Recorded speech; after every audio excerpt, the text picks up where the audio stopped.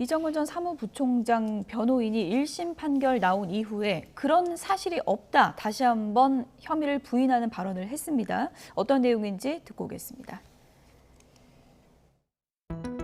검찰의 구형이 3년이었는데 이 법원의 판결이 4년 6월이라고 하는 거는 매우 이례적인 거거든요. 이정근 위원장은 그 알선의 대가로 여러 차례에 걸쳐서 이제 3억 원을 지급받았다는 공소 사실을 인정하지 않고 있어요. 그러니까 인정하지 않고 있다라는 게 아니라 그런 사실 없다라는 거죠.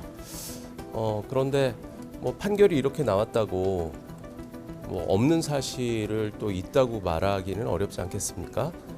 물론 본인이 많이 고민을 하시겠지만 항소심에 가서 또 처음부터 다시 재판을 해야 될 것 같습니다.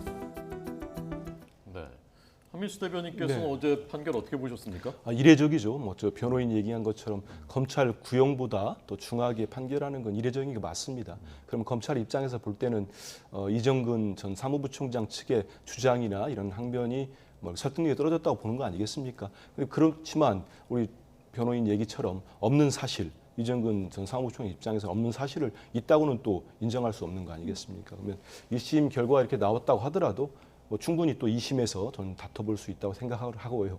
우리 김용민 최고위원이 전혀 이상 관계없는 또 이재명 대표 얘기하길래 한 말씀 드리면 지금 보시면 8억 4,700인가요? 당시 경선자금 줬다고 유동규 씨하고 남욱 씨 얘기하는데 이미 재판에서 뇌물 줬다는 날짜도 특정하지 못하고 있고 사실 줬다고 하면서 자기들이 갖다 쓴 돈이 상당히 있습니다. 그렇기 때문에 재판 과정에 나오고 확정적으로 얘기하는 건 상당히 위험한 발언이고요. 지금 그렇게 검찰 주장하는데 재판에서는 다 일일이 탄핵되고 있지 않습니까? 그래서 상관없는 얘기를 말씀하셨기 때문에 저도 간단하게 말씀드립니다. 네, 이정근 전 부총장 어제 1심 판결문에는 이제 법원에서 대화 내용과 계좌 내역 등 객관적인 증거가 있는데도 범행을 부인하고 있다, 이렇게 이제 적시를 했는데 여기서 이제 객관적 증거는 아무래도 녹취록이 좀 큰 부분을 차지한다고 할 수 있겠죠? 녹취 파일을 어제 보도됐던 내용들만 들어보더라도 굉장히 적극적으로 돈 봉투를 마련하고 그 내용을 전달하면서 또 이런 내용들까지 다 나와 있습니다. 지금 나와 있는 건 이제 새롭게 수사가 시작되는 범위고요.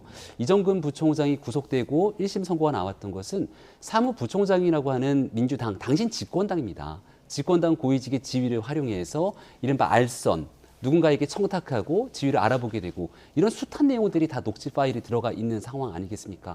그럼에도 불구하고 이 모든 일들이 없다 이렇게 주장하게 된다는 것은 정치인으로서 가져야 될 최소한의 양심, 도덕적 양심조차 다 결여된 상황이라고 비춰질 수밖에 없을 것 같고요. 이정근 전 부총장의 녹취나 이 관련된 내용들에 연결돼서 나와 있는 등장인물이 너무 화려하고 많습니다. 거기는 전직 이 대통령 청와대에 있었던 사람들부터 굉장히 많은 정치인들에 이르기까지, 게다가 어제부터 오늘 나오게 되는 돈봉투 사건에서는 또 송영길 전 대표와 관련된 인사들까지 줄줄이 나와 있는 것 아닙니까? 그러니까 이게 아마 어느 정도 수준까지 수사가 진행될지 여부는 도저히 가늠하기 어려울 텐데요. 적어도 확실하게 드러나 있는 내용들에 대해서 1심 재판 결과 유죄가 중형이 선고된 만큼 나머지 객관적으로 확인 가능한 일이 있다면 철저한 수사가 불가피한 일이라고 봅니다. 네.